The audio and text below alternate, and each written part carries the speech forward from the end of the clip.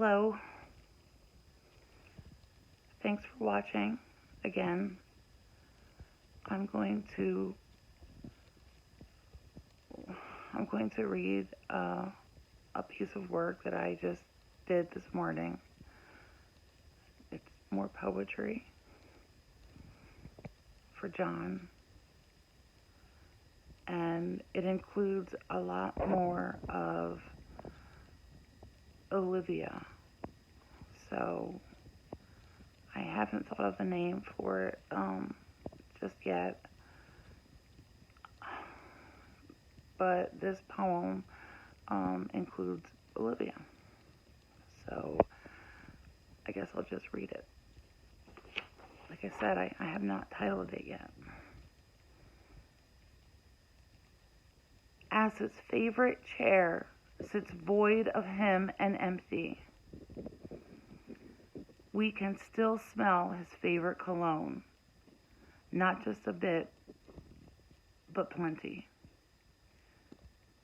We wish he was still in our kitchen, fixing meatballs and spaghetti.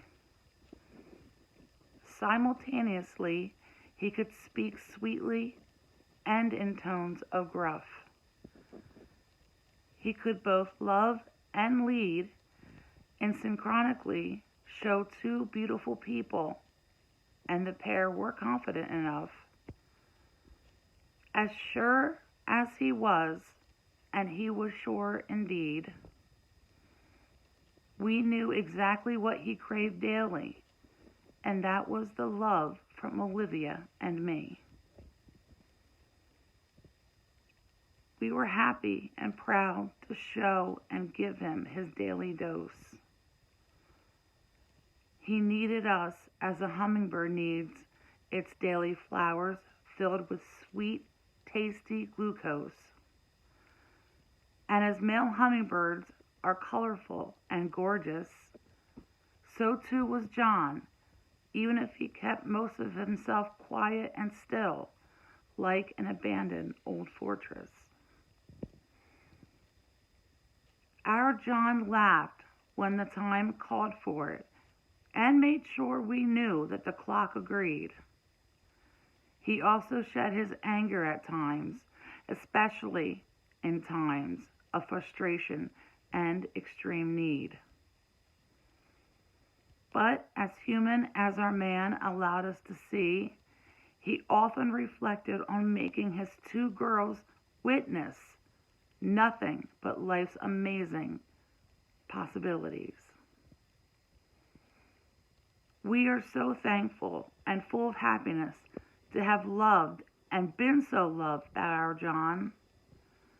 He completed our halves of everything, and now we have to find the strength to somehow carry on. So far, it's been everything except effortless. And while it's been difficult, sorrowful, and incredulous, we still know that for over 2 decades, at least, we were full of love, hugs, kisses, touches, and a God-sent, undeserved tenderness.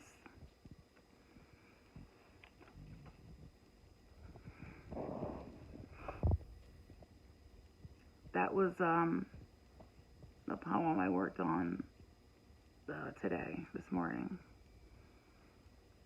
And Olivia really liked it. I read it to her first. She liked it a lot. I don't know how many I have. I have so many pieces of poetry that I want to read at John's memorial service. We still want to have his celebration of life on June 21st of this year. It happens to be his 45th birthday and the first day of summer. And there were years where that day, his birthday, first day of summer, also fell on a very, very special and important day, Father's Day. I don't think it does this year. It may, but I don't think it does.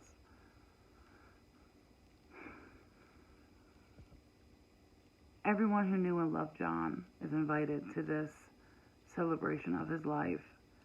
And as I hear more from the park where we want to have it and make a down payment on that day's events, I will let everyone know.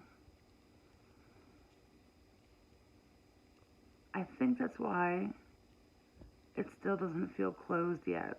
Not that I think John's death will ever be closed. I just think that we haven't had a proper memorial service for him. And that's something very important that people who are in mourning have to do to keep going.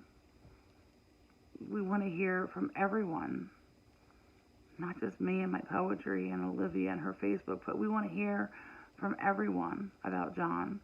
I love hearing stories about John, and yet it's so quiet on that end.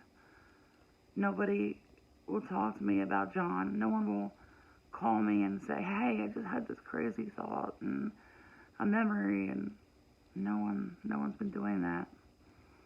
I don't even know if anyone's watching these YouTube posts. I don't really care. I mean, I do, but I don't.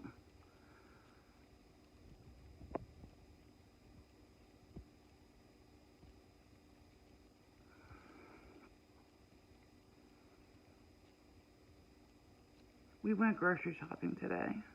My dad took me to the store.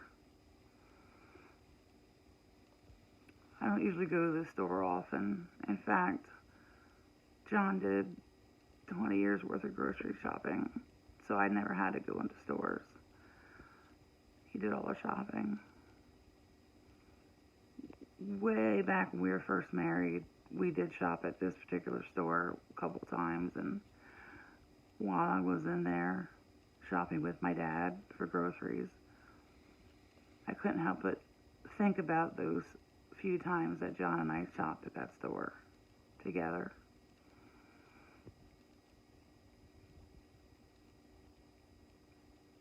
Grocery shopping was a lot of fun with John. Such a mundane thing to do during the day. Let's hit the store, milk, eggs, bread. But John always made it fun. He made it fun. No matter what it was, he made everything fun. I'm waiting for that piece of grief to come out, that anger at the person who's gone, and I haven't come across that yet, because John was impossible to get angry at. I'm not saying we never had disagreements, but I can tell you, I don't need all the fingers on one hand to tell you how many times we actually fought in our marriage. We never fought. And it wasn't because we didn't communicate. Believe me, we communicated.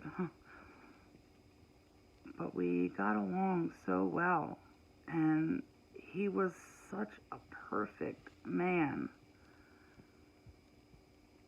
And he was so funny and genuine and sincere. And anyway, John and I never fought.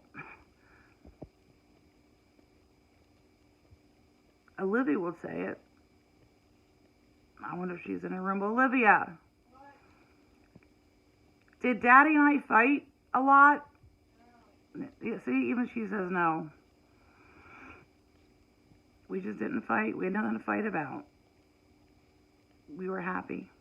And we loved.